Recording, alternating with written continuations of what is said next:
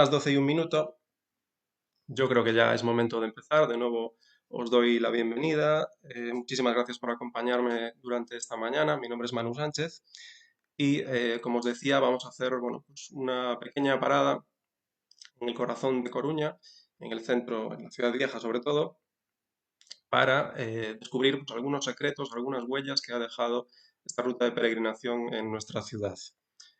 Em, Estamos hablando del Camino de Santiago, por lo tanto, todo se remonta al descubrimiento de la tumba del apóstol Santiago en el siglo IX y podemos hablar de unas primeras peregrinaciones marítimas ya en el siglo X, ¿no? Pero quizás el apogeo de todo esto, que es francamente donde yo me voy a centrar más, pues es a partir del siglo XIII, cuando se funda Coruña, y en el siglo XIV y XV, ¿no? Son quizá los momentos de mayor éxito, de mayor consolidación de estas rutas marítimas que venían, bueno, barcos cargados de peregrinos para desembarcar en nuestra costa y desde aquí seguir caminando hasta Santiago de Compostela. Para introducir un poco el tema, voy a contar con un experto en la materia. Voy a ver si puedo contactar con él en videollamada. Vamos a ver. Os voy comentando quién es, ¿no? Manolo, pues es un técnico del Xacobeo que, bueno, además de trabajar allí, es periodista y es quizá uno de los mayores expertos que hay sobre el Camino de Santiago. Entonces, nada, en breve deberíais estar viendo a Manolo un segundito. Vamos allá. Manolo, ¿qué tal? Buenos días. Hola, hola, ¿qué tal? Buenos días, buenos días. Gracias por estar aquí esta mañana de domingo. Nada, les comentaba a la gente que nos acompaña desde casa. He introducido un poquito el tema, he mencionado el tema de las peregrinaciones marítimas, bueno, que todo comienza con el descubrimiento, lógicamente, de la tumba del apóstol y vemos una progresión, ¿no? Me decías que desde el siglo XI ya hay, ¿no?, movimiento, pero quizás se consolida este tema a partir del siglo XIII con la refundación de Coruña y demás. ¿Cómo es ese proceso? ¿Qué nos puedes contar un poco de esa evolución de las peregrinaciones? ¿Por qué se da este fenómeno? ¿Cómo es tu visión sobre esto? Vamos a ver, mi visión es la ciudad de A Coruña, la actual, se funda en 1208, es una decisión real y antes había, todo indica que en la zona actual de Oburgo, que era puerto, allí está además la iglesia de Santiago de alguna manera, para ratificar este hecho. Hay una iglesia de Santiago al lado del puerto de Oburgo, como hay otra iglesia de Santiago posterior, de desarrollo posterior, al lado del puerto de A Coruña, ¿no? Antiguamente, si limpiamos todo lo que se ha rellenado, la iglesia estaba a pie de puerto mismo, ¿no? Bueno, pues la peregrinación esporádica, ocasional, siglo algo, quizá en el XI, pero ya en el XII sí hay pruebas, y ya a partir de 1208, cuando se funda la ciudad de A Coruña, ya comienza a haber referencias a barcos y de barcos de peregrinos que vienen de las Islas Británicas, del norte de Europa, incluso de Francia, de puertos fueron tan significativos como La Rochelle. Eso se produce, esa eclosión, digamos, es ya siglo XIII, finales del XIII, XIV, XV y prácticamente hasta la mitad del siglo XVI. Bien, me imagino que esto tiene que ver también, bueno, con las condiciones que había, ¿no? El contexto histórico. Mencionas en tu guía, por cierto, que Evidentemente. la tengo aquí, la voy a enseñar porque es, bueno, una de las Biblias, sobre este tema. Recomiendo luego que le echéis un vistazo también al folleto que tenemos del Camino Inglés, que lo estará colgando mi compañero Alberto en los comentarios, el enlace para que lo podáis ver. Pues lógicamente hay una mejora de la navegación en ese momento de la Edad Media. También tiene Cierto. que ver con un contexto de seguridad, ¿no? Está por ahí en el medio la Guerra de los 100 años, Eh, siglos XIV, XV, bueno, que impulsa un poquito esta necesidad de, en vez de atravesar Europa caminando, pues irse en barco. Pero estamos hablando de un viaje que es duro, ¿no? Tengo aquí un extracto de un poema anónimo, bueno, es británico, ¿no? Es inglés el poema, y se llama The Pilgrim's Sea Voyage and Sea Sickness. Y dice textualmente, los peregrinos que se embarcan a Santiago renuncian a todos los placeres. ¿Cómo era ir en un barco en ese momento? Bueno, pues era durísimo. Hay más testimonios en la guía sobre ese viaje.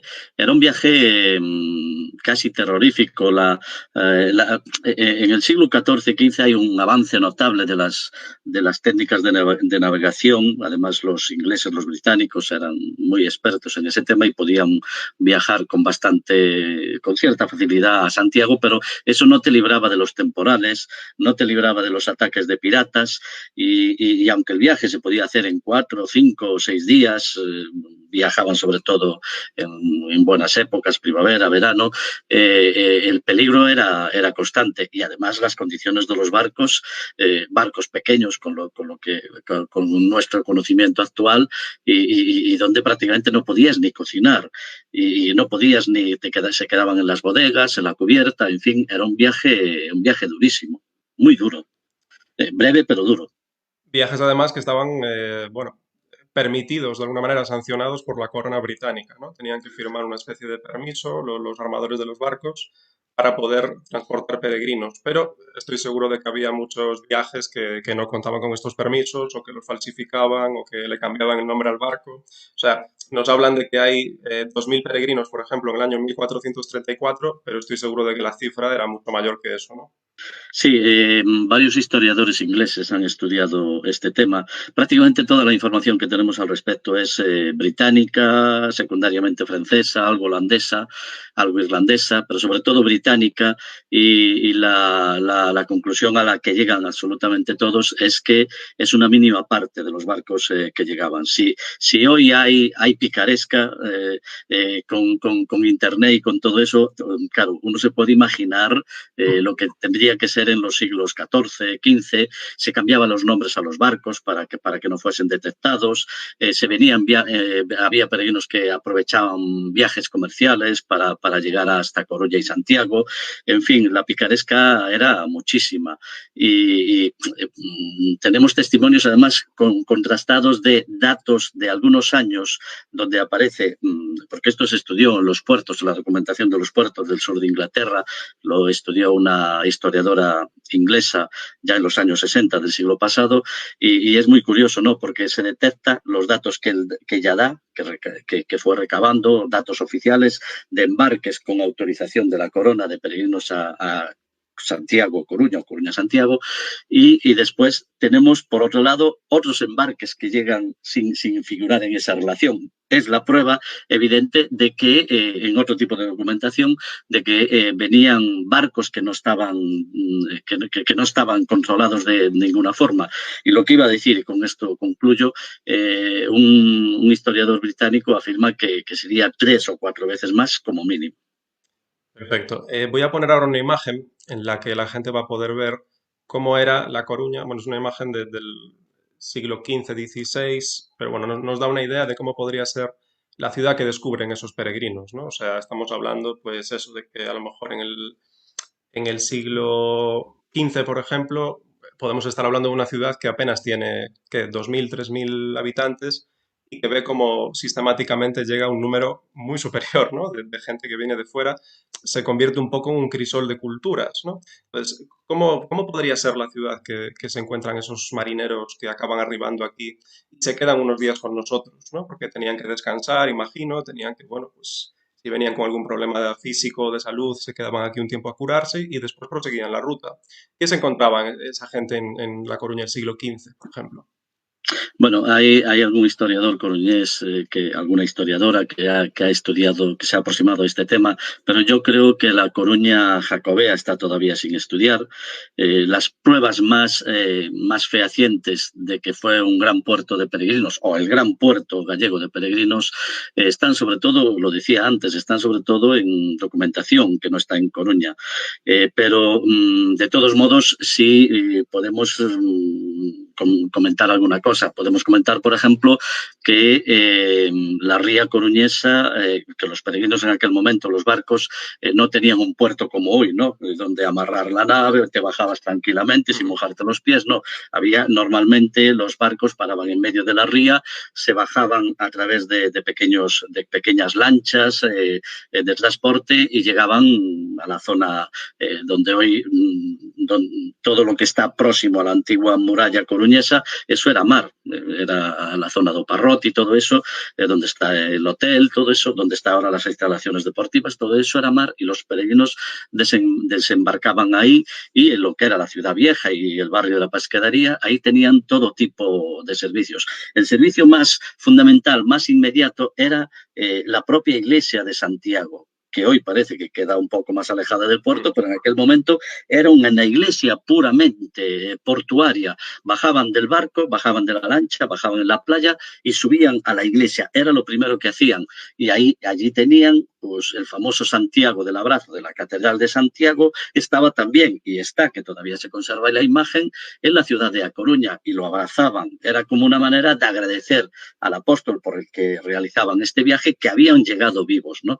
Y normalmente hacían lo mismo al irse, iban a Santiago, volvían a Coruña. En Coruña a veces era muy habitual, casi siempre tenían que esperar varios días a poder tomar el barco. Hacían sus compras en A Coruña, no solo en Santiago. Es una pena que se haya perdido toda esa tradición de recuerdos para los peregrinos. Se ha perdido todo, quedan algunas referencias, pero muy poco. Y cuando podían, se embarcaban y se iban. Todo eso generó desde luego una industria hostelera, como la entendemos hoy, para atenderlos, para quedarse. Hubo 2 o 3 hospitales de peregrinos significativos, el más significativo el de San Andrés, y todo eso generó una vida muy propia. Hay, con esto concluyo, un historiador inglés, Stones, de principios del siglo XX, que dice que no hubo entre Galicia y Inglaterra un tráfico más importante a través del mar que el de los peregrinos que llegaban a Coruña.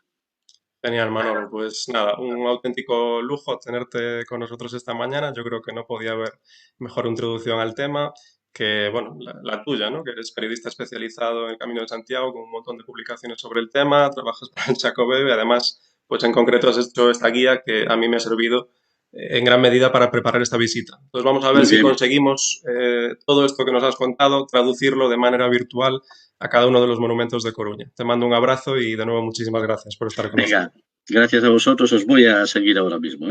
Venga, un Venga, abrazo. Manolo, hasta luego. Hasta luego.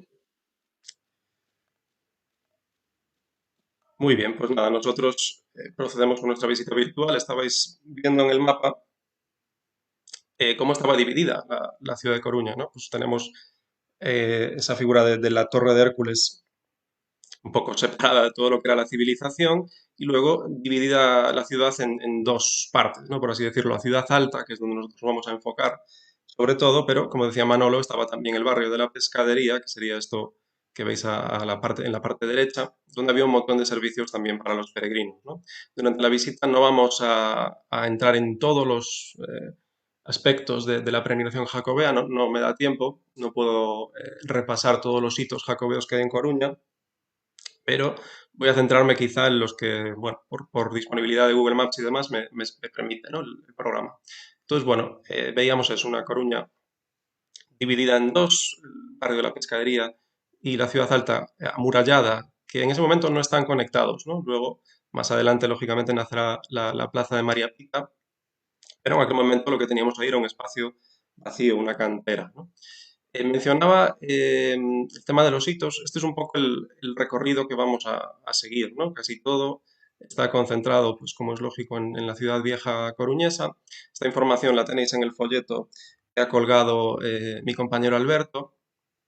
Y aunque no forme parte directamente de la ruta, sí que es un elemento muy importante la Torre de Hércules, ¿no? No podía ser de otra manera. Es lo que nos identifica como pueblo, es nuestro elemento más distintivo.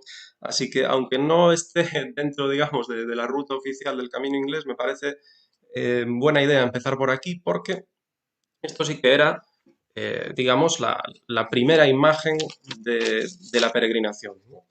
La gente que a lo mejor pasaba, pues, 3, 4, 5, yo qué sé, muchos días en un barco, hacinados, como decía Manolo, en malas condiciones, con poca posibilidad de cocinarse alimentos. Tenían que ir además a la expectativa de si les atacaban los piratas. Rezaban, a lo mejor, se convocaban 3 misas diarias, ¿no? Dentro de los barcos, de las bodegas, para intentar estar a salvo. La primera visión de la torre para ellos era la propia visión de la esperanza, ¿no? la ciudad se le conocía, ¿no? En las costas del norte, en las británicas, etcétera, como faro, precisamente por esto, porque este elemento tan distintivo que a día de hoy también nos sigue identificando, en el medievo era un edificio imponente, pues que lógicamente también suscitaba interés, ¿no? Para ellos era eso, era emoción, era esperanza, era saber que estaban muy cerquita de su objetivo y que además estaban embocando correctamente la entrada a puerto, ¿no? Ver la torre para ellos era algo, pues ya os digo, de muchísima emoción. Y en uno de los relatos que yo más me centro, cuando hago las visitas, porque en Coruña tenemos una visita teatralizada, que es precisamente de un peregrino medieval, que escribió un relato en el siglo XV, ¿no? De nombre William Way. Entonces Way menciona ahí brevemente en su relato que muchos barcos en señal de respeto lo que hacían era bajar la vela, bajar una de las velas para, bueno, pues presentarle ese primer saludo a la torre, ¿no? Estoy leyendo en comentarios que la luz, mirad qué bonito, la luz de la torre era lo primero que veían los peregrinos al entrar. Luz que bien podía ser del faro o figurativa, ¿no? Es un edificio que nos atrae, que brilla con luz propia. A partir de aquí me voy a ir ya hacia el centro de la ciudad y voy a usar la plataforma de Google Maps. Entonces, como decía Manolo, lógicamente no podemos entender la figura del puerto exactamente igual que lo vemos ahora, ¿no? Muchos elementos han ido cambiando, evidentemente no es la misma configuración, pero esta es hoy la zona de la marina y el Parrote, donde precisamente este peregrino que os comentaba, en el año santo de 1456, nos habla de una bahía de Coruña abarrotada. Dice que ve aquí 84 navíos y que 32 de ellos son ingleses, ¿no? Precisamente por esto el nombre del camino, ¿no? El camino inglés, no porque en exclusiva participaran peregrinos de nacionalidad británica, pero sí que era la mayor fuente de peregrinación, ¿no? Entonces se le quedó ese nombre de camino inglés. Hay peregrinaciones que se podían hacer incluso en nombre de otra persona, ¿no? No todos los peregrinos venían en nombre propio exclusivamente. Había peregrinaciones que se hacían en nombre de otro. Por ejemplo, en el siglo XIV, James Douglas, que era un caballero escocés, peregrina por su rey Robert Bruce, que se había muerto, y trae, bueno, su corazón en una vasija de plata, ¿no? Peregrina, llega hasta Santiago con el corazón de su rey que ya había muerto para cumplir ese deseo de llegar a Santiago en vida. Del otro lado tendríamos aquí este espacio, que es por donde hoy se accede a la Plaza de María Pita, y se llama la Puerta Real. Lógicamente aquí, pues como su propio nombre indica, había una puerta, ¿no? Todavía tenemos algún escudo por aquí que lo atestigua. Una puerta dedicada a Alfonso IX, que es ese rey que en el siglo XIII funda la ciudad de Coruña de nuevo. Así que estamos viendo uno de los accesos principales desde esos barcos que llegaban, ¿no?, hasta la propia ciudad. Yo ahora, si Maps me lo permite, me voy a colar por aquí. Tenéis que disculpar si a veces se traba un poquito, pero bueno, es la herramienta con la que cuento. Y fijaos que cerca del mar, ¿no? Que cerca del puerto, como decía Manolo, tenemos la iglesia de Santiago. Una iglesia que seguramente ya es del siglo X, se disputan, ¿no? La iglesia de Santiago y la colegiata de Santa María, el título de más antigua de la ciudad. Seguramente ya había un templo en el siglo X más modesto, pero lo que estamos viendo procede casi todo entre los siglos, bueno, 13, 14, es gótico, que tiene algún elemento románico y ya os digo, seguramente esté construido sobre los restos de algún templo anterior. Importante para las peregrinaciones, lógicamente, ¿no? Porque, como decía Manolo, los apóstoles, iba a decir, los peregrinos bajaban del barco y lo primero que hacían es venir aquí a agradecerle al apóstol haber llegado sanos y salvos, ¿no? Pero además que esta iglesia tenía una especial significancia para la población local, porque en el atrio que veis aquí, ¿no?, este primer perímetro que tenemos aquí delante, es donde se celebraban las reuniones del Concejo Coruñés. No había ayuntamiento todavía, así que el alcalde y los vecinos se reunían todos aquí para debatir los asuntos de interés. ¿Os podéis imaginar que eso sucediera hoy? No sé yo cómo acabaría. Bueno, me voy a apoyar para que veáis algunos detalles de la iglesia de Santiago en algunas imágenes que he rescatado. Vale, entonces estamos viendo lo que sería la portada principal de la iglesia y como veis hay aquí un Santiago peregrino. Yo ahora me voy a ir a una foto para que lo veáis mejor. Tenemos dos representaciones de Santiago, ¿no? Como os decía, en el tímpano está Santiago a caballo, Santiago, bueno, pues luchador, ¿no? En esa representación de la batalla de Clavijo. Esta es una imagen del siglo XVII, pero También en la portada principal, a ambos lados de la puerta, tenemos dos hermanos, ¿no? A la derecha San Juan Evangelista, que es este que veis aquí, y el de la izquierda sería de nuevo Santiago, pero ya representado, si lo encuentro, dadme un segundo, Santiago representado, aquí lo tenemos. Bueno, pues como en su senectud ya es mayor, tiene un libro en la cabeza, yo creo que un poco también en representación de la sabiduría, ¿no? Tiene un bastón, un báculo, es símbolo de la autoridad, por así decirlo también, y descansa sobre un león, ¿no? O sea que ha domado de alguna manera la tentación, como se representaba en algunas ocasiones esa resistencia, ¿no? De alguna manera al pecado, al permanecer en la fe, etcétera, etcétera. Tenemos esto, por ejemplo, que nos habla de una iglesia eminentemente dedicada a Santiago, pero os compartía hace un momento el interior. En el interior hay dos cosas que me gustaría destacar también, ¿no? Como veis, bueno, pues una iglesia que ha tenido muchas modificaciones, tenía tres naves en un principio, luego por diversos problemas que hubo a lo largo de la historia acabó siendo una sola, y en algunos de las columnas, en los capiteles, podemos ver esta decoración, ¿no? Como veis, conchas de vieiras y luego hay una especie de motivos geométricos también adornando ahí, que yo estoy casi convencido de que podrían ser perfectamente bordones de peregrino, ¿no? ¿Qué más? En el altar mayor, hasta el siglo XV, si no me equivoco, solía estar esta imagen, que Manolo ya nos ha introducido un poco el tema, pero me gustaría profundizar un poco en ella, ¿no? Coronaba el altar mayor esta figura y había una escalerita, justo por detrás para subirse. Como veis, la figura está muy bien preservada, es del siglo XIV, pero todavía tiene restos de color, ¿eh? Todavía podemos ver ahí alguna policromía. Y como decía Manolo, a través de esa escalerita la gente subía y de la misma manera que se hace hoy en día en la Catedral de Santiago, le daban ese primer abrazo al apóstol Santiago, ¿no? Aquí concluyo mi periplo en la iglesia de Santiago y me voy a ir por aquí, por su lateral derecho, para llegar al antiguo puerto del Parrote. Bien, también lo comentaba Manolo, ¿no? Hoy en día, fijaos qué irónica es la vida a veces. Esto es un hotel de 5 estrellas, este edificio que tenéis aquí a la derecha, pero en su día fue la cárcel de la ciudad, ¿no? No sé si es casi poético. Y todo esto es un complejo deportivo hoy en día, pero antiguamente lo que había aquí era un arenal, una playa. Los barcos, aquí al fondo, aunque no lo veis, estaría el castillo de San Antón.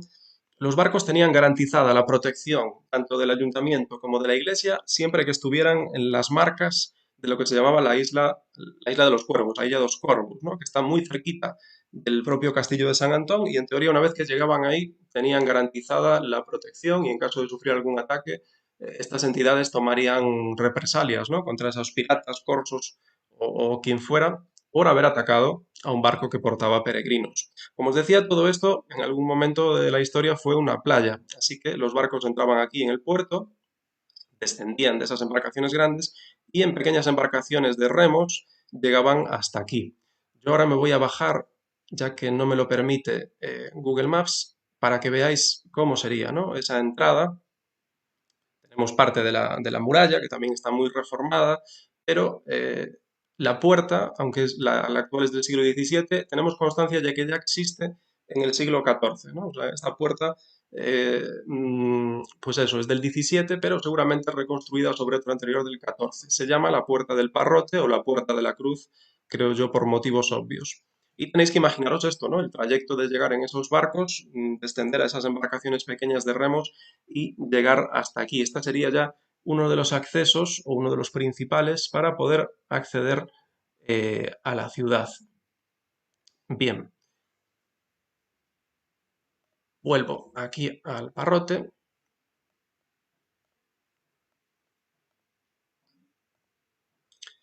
Y aquí ya vais a estar viendo este lienzo, que quizá es una de las partes de la muralla antigua que mejor se conserva, ¿no? Diría con, bueno, con este cubo que tenemos aquí a la derecha, quizás una de las zonas mejor preservadas de la antigua muralla de Coruña.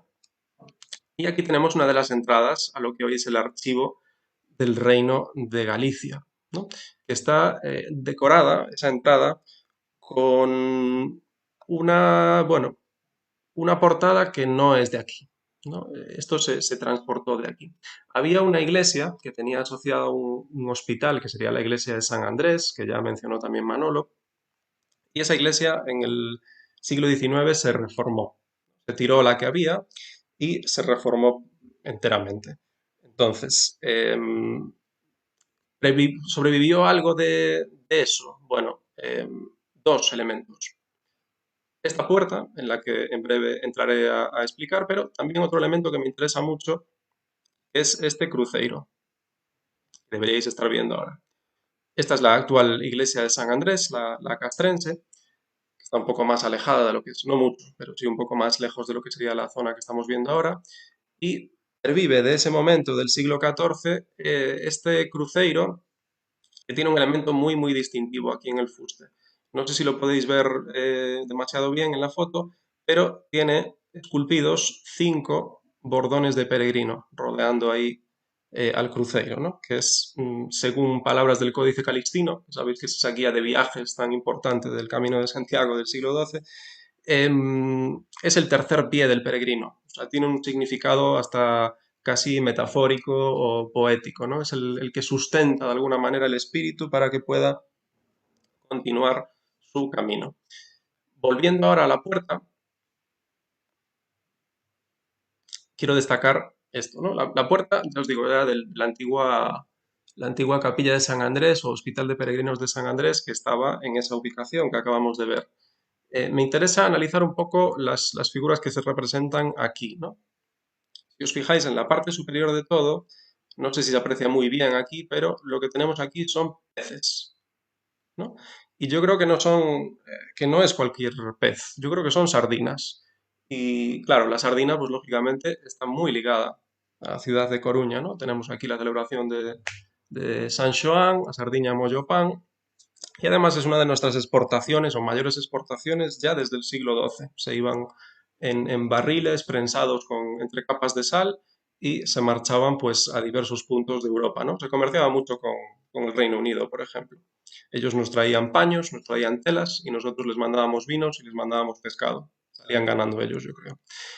En cualquier caso, tenemos en un primer elemento esos peces, esas sardinas que tenemos por encima, y justo por debajo, si os fijáis, aquí en la central, quizás es la que mejor se ve, hay una concha de vieira y una cruz, una aspa, ¿no? La iglesia de San Andrés la había financiado el gremio de los marineros, de los mareantes. Entonces es lógico que haya símbolos, que haya advocaciones a esa naturaleza marítima, ¿no? El patrón era San Andrés. Entonces, San Andrés, como sabéis, fue crucificado como Cristo, solo que su cruz tenía forma de aspa, ¿no? Ese fue el martirio de San Andrés.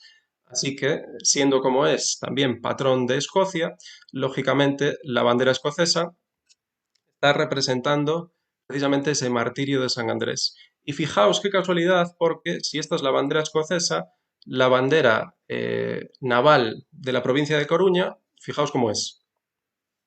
Exactamente igual, hacemos ahí un cambio de colores, ¿no? Tanto la concha de Vieira como este aspa nos están haciendo referencia a esa tradición marinera, a esa tradición naval. Somos un dedo de tierra en el medio del mar, vivimos del puerto, nacimos y crecimos de él, ¿no? Y justo por debajo tenemos una representación, bueno, pues hay un Cristo en el medio y luego veis que hay gente que tiene los brazos, pues, las manos, perdón, juntas, ¿no? Están como rezando y parece que portan un hábito que además está como acordonado, ¿no? Tienen los típicos cordones de franciscanos que somos son los que creemos que cuidaban los peregrinos, ¿no? Cuando hacía falta pues llegar que llegaba el peregrino y tenía que entrar en los hospitales porque requería atenciones, pues unas de las personas que colaboraban en esa atención, en ese cuidado de los peregrinos, eran precisamente los franciscanos. Ahí los tenemos representados en este tímpano, ¿no? Vale. No era el de San Andrés el único hospital, pero sí que era el más importante. Llega a ser tal la afluencia de peregrinos que en el 1502, el que era regidor de la ciudad en ese momento, Pedro de Montoto, propone que se cree un hospital mucho más grande que aglutine a todos al estilo de lo que existe ya en Santiago con el Hostal de los Reyes Católicos, ¿no? Al final, por circunstancias, no se llega a realizar, pero bueno, ahí está la proposición que hace Pedro de Montoto, porque dice que hay más de 1000 romeros pobres que se quedan sin poder ser atendidos, ¿no? O sea que esto me parece un dato muy potente. De todos los peregrinos que llegaban y copaban esos hospitales, había más de 1000 que tenían que estar por las calles vagando porque no había sitio para ellos, ¿no? Esa era la cantidad de gente eh, que llegaba hasta aquí. Vale, ahora me vais a permitir que haga un salto un poquito grande. Ahí estaríamos, bueno, pues muy cerca del castillo de San Antón. Por aquí, por el paseo de Sergio Moore, encontraríamos el jardín de San Carlos y la iglesia de la Orden Tercera, justo al lado del Museo Militar. Y yo ahora me voy a introducir de nuevo en la ciudad vieja.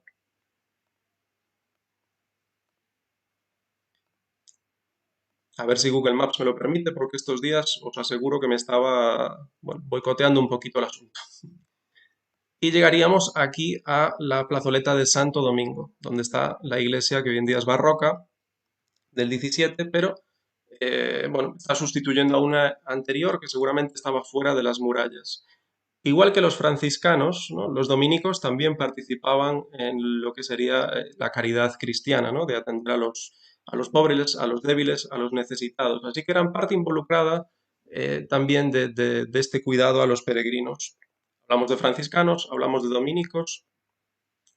En San Francisco, precisamente, que no lo veremos hoy en día, perdón, no lo veremos en el día de hoy, se habla de que este peregrino, William Way, que llega en el 1456, escucha allí, en la iglesia de San Francisco, a un bachiller dar un sermón en inglés. O sea que fijaos, ya estamos alcanzando la internacionalidad total en el siglo XV, ¿no?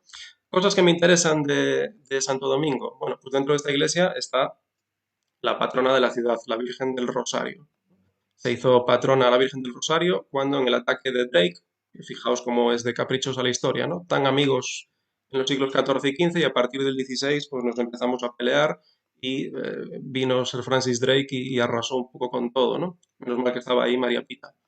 ¿Qué más me interesa? Este otro edificio que veis aquí a la derecha, justo pegado al Templo de Santo Domingo, que veis la delegación de defensa, pero en tiempos fue la CECA, la Casa de la Moneda, el sitio donde se acuñaba moneda, ¿no? ¿Por qué es importante que hubiera una ceca en Coruña? Bueno, si teníamos ese trasiego de gente que venía, no solo de Inglaterra, sino que venían de Francia, venían de muchísimos sitios de Europa, sitios tan lejanos como Islandia, por ejemplo, era importante que tuviéramos una institución en la que se acuñase moneda y además hubiera casa de cambio, ¿no? Igual que en el turismo actual, o sea, nosotros cuando llegamos a un destino foráneo necesitamos cambiar dinero. Pues esto era un poco lo mismo, ¿no? Asegurar que hubiera transacciones, que esas transacciones se pudieran realizar de forma fácil y sencilla. Yo ahora voy a continuar por aquí, por la plazoleta de Santo Domingo, y voy a llegar a uno de los puntos que me parece más bonitos de toda la ciudad vieja, que es la plazoleta de las Bárbaras, ¿no? Aquí está, bueno, pues esa pequeña capilla dedicada a Santa Bárbara y están las monjas clarisas que son de clausura, ¿no? Son esas monjas a las que cuando uno se va a casar les lleva huevos, ¿no? Para que no les llueva en la boda. Yo, Maps no me permite acercarme mucho, pero sí que tengo una foto que nos va a permitir ver lo que sería la portada exterior de Santa Bárbara y el relieve que hay ahí de, creo que es de finales del 16, principios del 17. Aquí lo tenéis, que es una escena, bueno, que me gusta mucho porque tiene muchos elementos para destacar. Antes de nada, aquí encima tenemos, bueno, debajo de la cruz, la muerte, ¿no? La escena en general es el juicio final. Entonces tenemos el sol y la luna, a ambos lados de Dios Padre que está sosteniendo a Jesucristo, que nos está representando que aquí es el principio y el final, ¿no? El alfa y el omega, hemos llegado, pues eso, al final de los tiempos. Con lo cual, tenemos a la izquierda a San Miguel que está pesando las almas, ¿no? Para ver quién es merecedor de entrar en el cielo y quién no. Tenemos en la parte derecha de todo a San Francisco con un franciscano. Así, aquí sí que se puede apreciar perfectamente esos hábitos plegados y ese cordón que le está sujetando por la cintura. Y fijaos, ¿no? Justo al lado de la representación de Jesucristo en los brazos de Dios, está Santiago. Santiago representado en esta ocasión con un peregrino, con su bordón, con su sombrero. Y además que está guiando a otra figura un poco más pequeña que podría ser perfectamente un alma, ¿no? Le está llevando, por así decirlo, al buen camino. Así que, bueno, este relieve yo creo que condensa en un espacio muy, muy pequeñito muchas de las cosas, muchas de las tradiciones que hemos estado viendo durante la visita.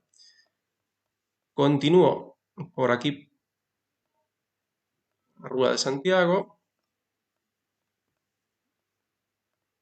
Rúa de Santa María, perdón, y aquí estaría la Rúa Sinagoga, la calle de la Sinagoga.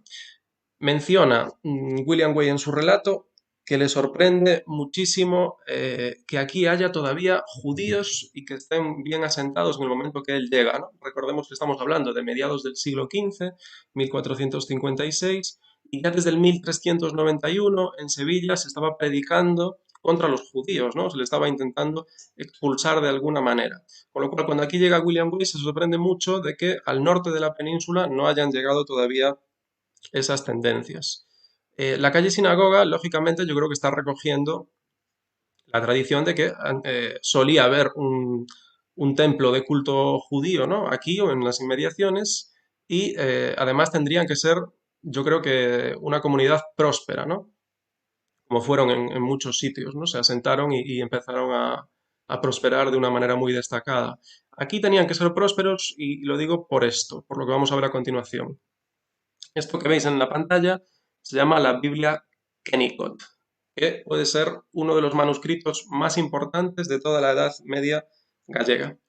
Entonces, había bueno, un coruñés judío que vivía aquí en las inmediaciones de la calle de la sinagoga, se llamaba Moisés Tabara, y quería comprar una Biblia catalana que se llamaba la Biblia de Cervera. No se la venden, no se la quieren vender, así que él dice, bueno, pues me voy a fabricar yo mi propia Biblia. Así que se junta con un ilustrador de nombre Joseph Hajim y elaboran entre los dos el manuscrito más importante, ya os digo, o uno de los más importantes, más destacado de la Edad Media gallega. Era uno de los artículos que podíamos ver en la exposición que estaba justo antes de todo este momento de pandemia en la Ciudad de la Cultura de Santiago de Compostela, ¿no? Lleva el nombre de Biblia Kennicott porque ya en el siglo XIX, que es cuando se descubre todo esto, un canónigo de Oxford, que se llamaba Benjamin Kennicott, la compra y la lega a la biblioteca de su ciudad, de Oxford, ¿no?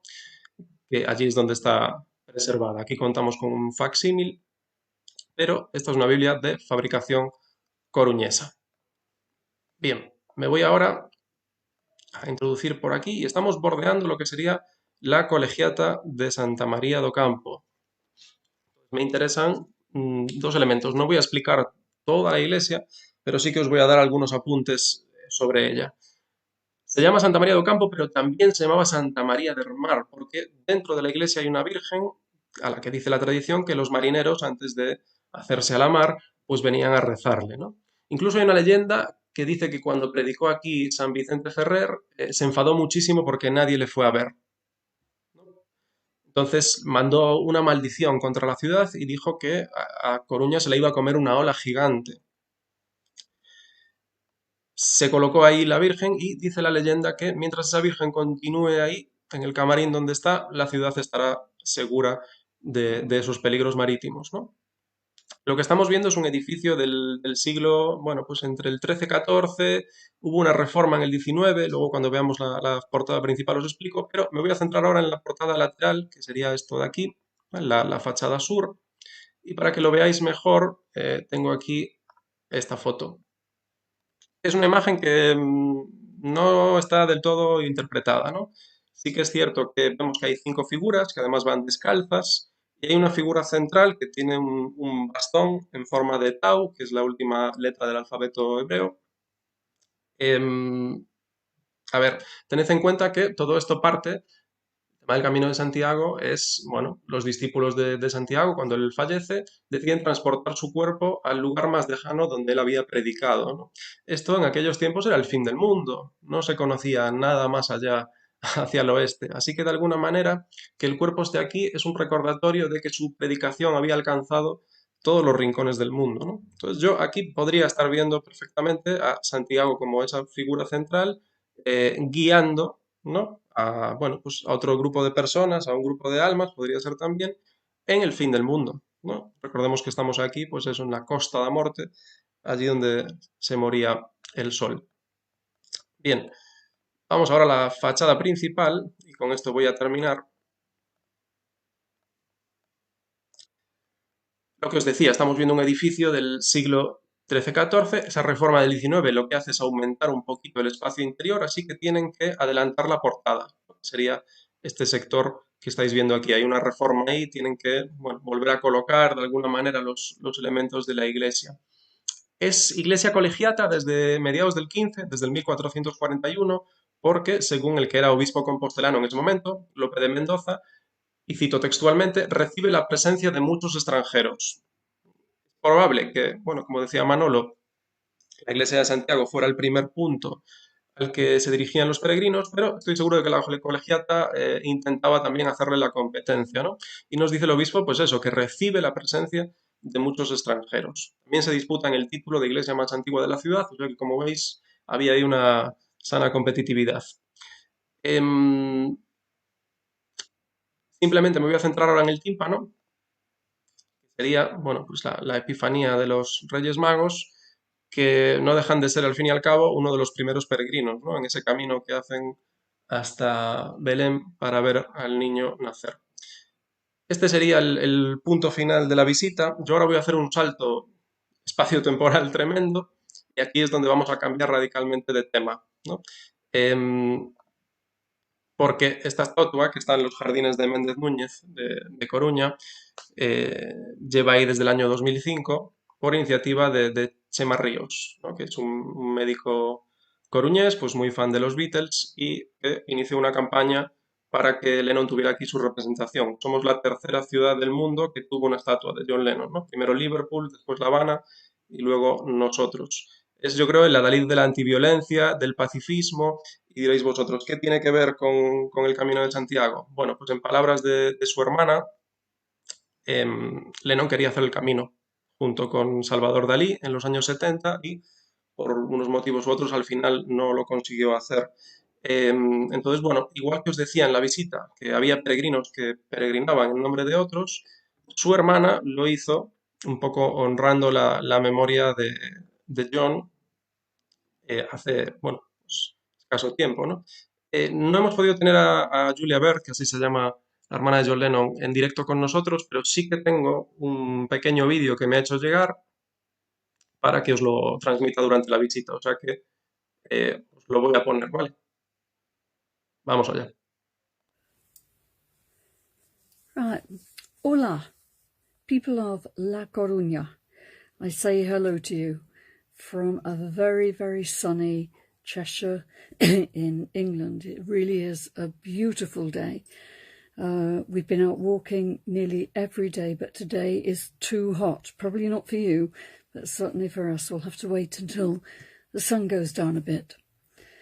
The last time I was in La Coruña, it was for I went for a charity lunch that I've written about, and the time before that we did a walk, a very special walk, El Camino Inglés, and that was a fabulous experience. It's something I've wanted to do for a long time. You can hear my voices going, it's not the virus, it's my normal annual change of season voice that I'm susceptible to.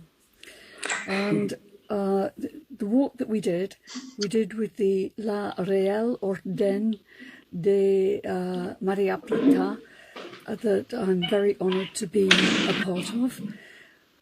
Also with some Beatle friends from La Coruña that I've known for a long time. And we all went in a group on this 3-day exceptional walk for charity. It was a wonderful thing to do. And we ended in the cathedral with a beautiful service. And I had to give a nerve-wracking talk. If you read the magazine, you'll see. And the most beautiful version of Ave Maria. So it was a very special time for me. Bueno, pues ahí estaba Julia Bert transmitiéndonos sus sensaciones al haber caminado el camino inglés. Y una de las personas que tuvo la suerte y pudo estar ahí también disfrutando junto a Julia fue Carolina Rubirosa, que es la autora, la artista autora de el himno del videoclip oficial, del tema oficial del Camino Inglés y que tengo la suerte también de que esté hoy participando con nosotros. ¿Qué tal, Carolina? Muy buenas. Hola Manu, ¿qué tal? Aquí, confitada ya. Sí, sí, estamos todos ya, no sé yo, desde que va a Confitada. acabar esto. Bueno, muchísimas gracias lo primero por estar con nosotros. Acabo de poner el vídeo donde Julia manifestaba un poquito, bueno, pues las sensaciones que había tenido, las experiencias que vivisteis en ese camino, que estoy seguro que fueron increíbles. Pero, ¿cómo surge la idea de, bueno, de hacer un tema que de alguna manera le ponga ritmo, le ponga música al camino inglés?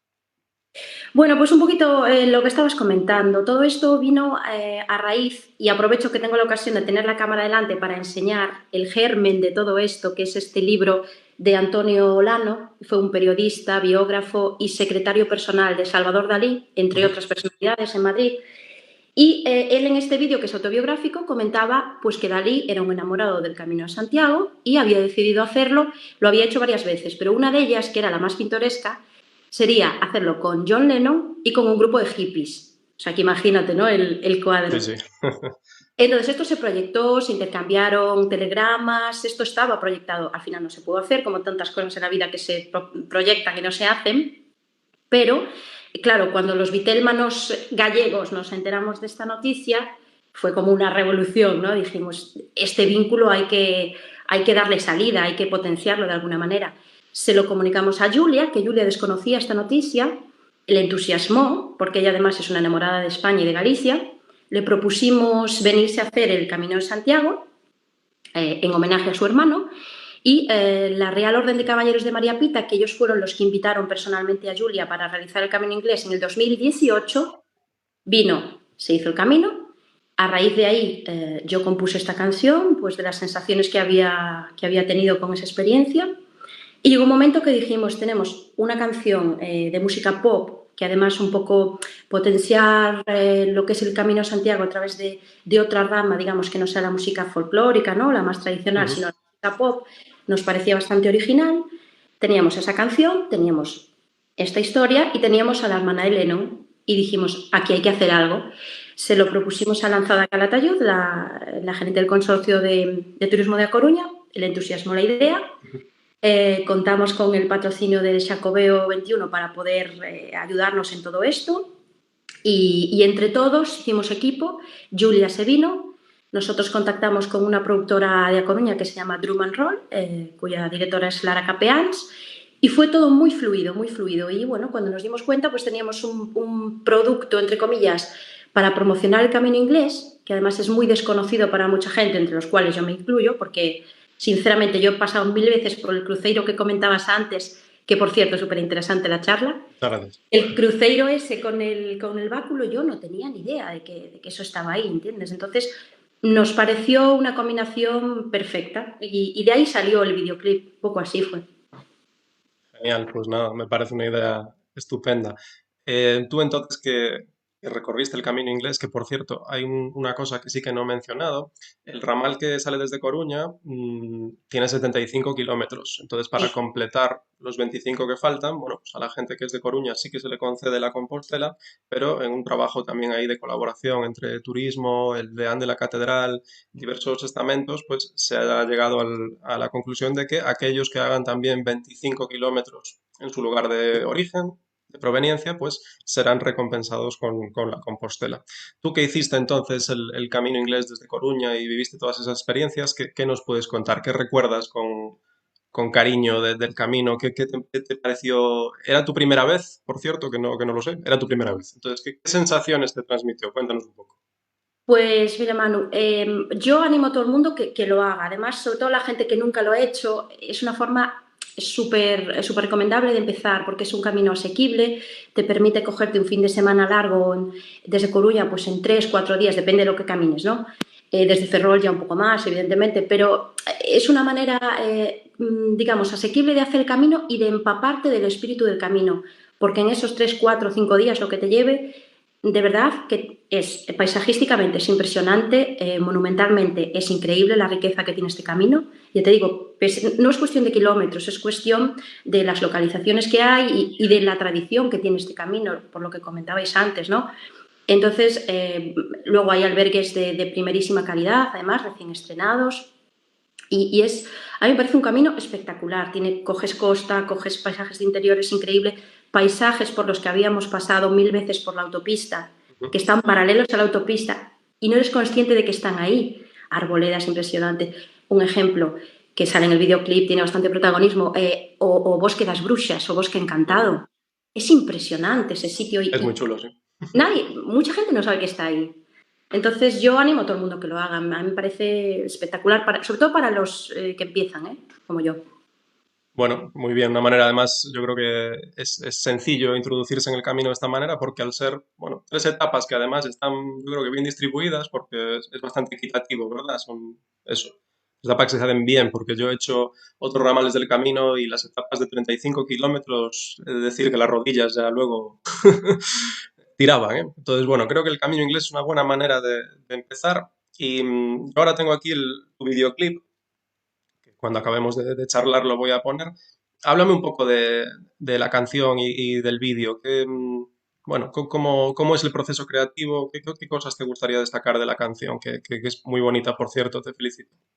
Pues muchas gracias, me alegro que te guste. Pues la idea fue bastante sencilla. Yo lo que destacaría, por lo menos de mi peregrinaje, fue la sensación que yo tuve de que cada uno empieza el camino por diferentes motivos.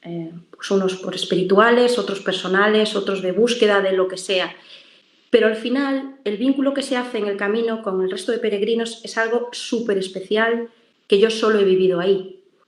Entonces, un poco me inspiré en eso. Yo no tenía una motivación súper fuerte para hacerlo, fue en las circunstancias que surgieron en ese momento, pero en cambio me di cuenta de la fuerza del vínculo de los peregrinos entre sí.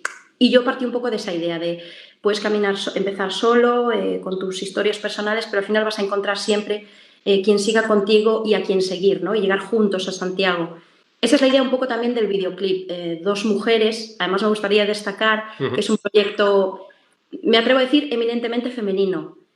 Hay 2 protagonistas, la autora es una mujer, la directora es una mujer, Lanzada Calatayud es, evidentemente, el artífice de todo esto porque ha apostado por esto, y Cecilia Miramón también, que es, forma parte del Xacobeo 21, y es, cuando nos dimos cuenta dijimos, esto es una pasada porque somos todas mujeres tirando este proyecto y en eso también nos inspiramos para hacer el guión. Son 2 mujeres, una sale de Ferrol, que soy yo, otra sale de Coruña, con sus historias personales, se encuentran en Bruma, que es un sitio precioso, y a partir de ahí ya caminan juntas, llegan a Santiago juntas y ese vínculo ya no se rompe más. Genial, pues, qué bonito. No conocía esa historia detrás, me ha parecido muy chula la explicación. Carolina, muchísimas gracias por acompañarnos durante esta mañana. Ha sido un placer. Espero que les haya resultado de interés a los que nos están escuchando. Y nada, antes de poner el videoclip, pues ya yo creo que voy a aprovechar y despedirnos. Os agradezco tanto a ti como a Manolo la participación. Espero que hayamos suscitado un poquito de interés en el camino inglés, que la gente se anime y además conociendo esta historia que nos acabas de contar, yo creo que no se necesitan más palabras. Hay que ya en cuanto podamos nos vamos todos a caminar el camino inglés. Ha sido un placer, Carolina. Muchísimas gracias. A vosotros, un placer. Chao. Vale, pues vamos a poner entonces ahora el videoclip de Carolina Rubirosa y con esto nos despedimos por hoy. Os vuelvo a dar las gracias a todos los que habéis estado al otro lado de la pantalla. Podéis comentarme también si habéis hecho el camino inglés u otros caminos, me lo podéis poner en los comentarios, que es una información también que me interesa. Y nada, os dejo ya con el vídeo de Carolina. Vamos allá. I don't know if you're aware, but my brother was planning to do the walk, or some of the walk, with Salvador Dali, and how good that would have been, how amusing. This is in memory of John.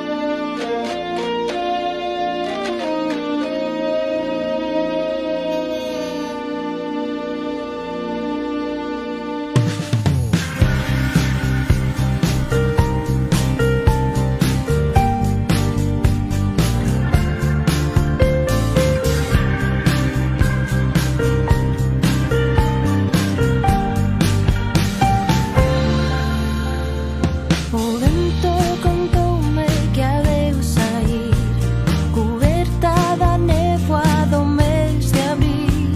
A erva molla os pés e cura a alma. A choiva lembroume que adeu fuxir, fundida no laio dun día gris. A néboa molla a pele e cura a alma.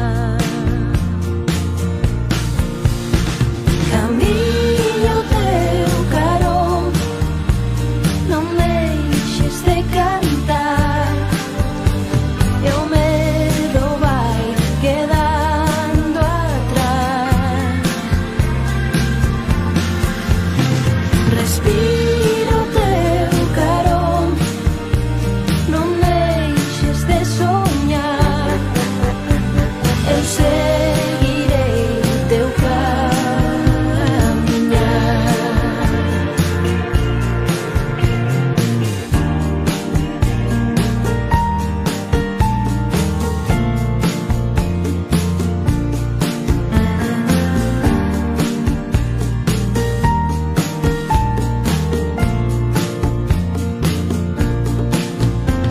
A noite cubreunos co seu tapí, un día guiounos no seu